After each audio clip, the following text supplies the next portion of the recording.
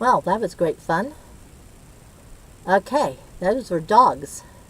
The neighbor's dogs, no less. By the time I got out there, they were up there checking out the bucklings, who are the ones out grazing at the moment. I chased them off. The dogs are going nuts. Should have let the dogs out and killed them.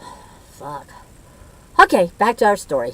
We're starting on some page at this point. Okay, past the horse barn, there were a few acres that had been clear-cut to stumps. 2 pigs and 2 goats were finally eating.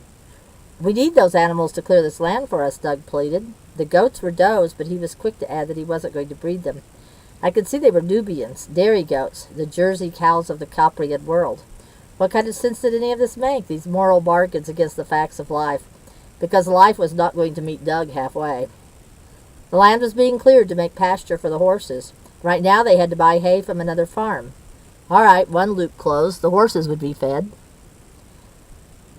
Then the dinner bell rang, a gong that sang like gold across the mountainside. It was beautiful there, the hills, the green of deep summers, gentled with sun. 50 people lined up outside the dining hall, hungry. What we ate was bread and lettuce. We repeated this meal 6 times over the next 48 hours. Breakfast was mostly pancakes, though it included a spare spoonful of scrambled eggs for the less evolved, dished out with an expression of smug pity.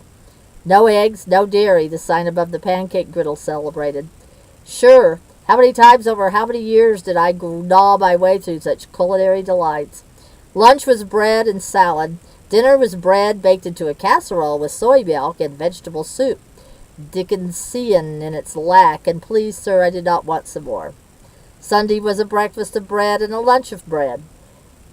They were proud of this bread, baked in an oven of handmade bricks, Doug explained, and fired by wood they harvested themselves. All commendable. Life support that starts from the question, how can I live here without hurting this land? How can I take what I need without destroying? But the food itself? The question hit the wall of ideology, and ideologies could build a sizable wall, as Berlin can well attest.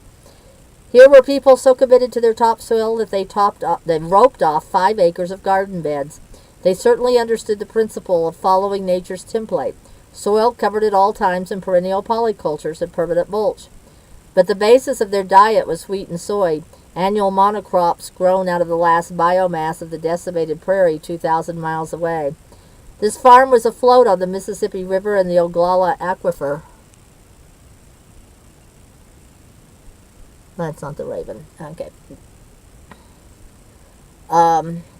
The only thing standing in the way of true sustainability was their vegetarianism, because they could easily have been self-sufficient for food.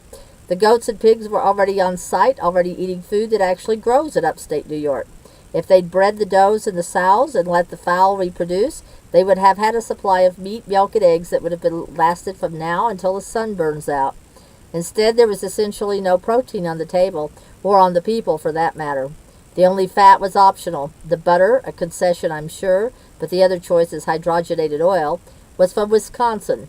Organic, but insane when 300 yards away there were 2 healthy mammals filled up on forest browse ready and willing to lactate. There were also olive oil for the salads. Sure, the Canadian border is a region known for its olive trees. And the salads? The lettuce at least was grown on site, fertilized by the fowl manure, even though the birds were also surviving on the corpse of the prairie.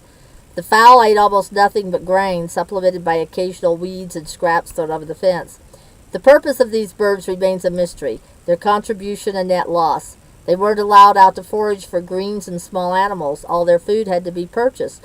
Nobody would admit to wanting their eggs, and the eggs of fowl fed such an unnatural diet are nutritionally deficient. They certainly weren't being raised for meat. I was a guest at Doug's home, and there was only so much I could ask, so to this day I still don't know the purpose of the birds.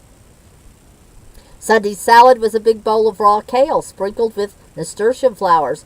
You know, those nightmares where you're back in junior high and you have to start over because you missed a gym class, and at some point you start to remember, wait, I have a job, a house, a PhD, an 8-year-old child.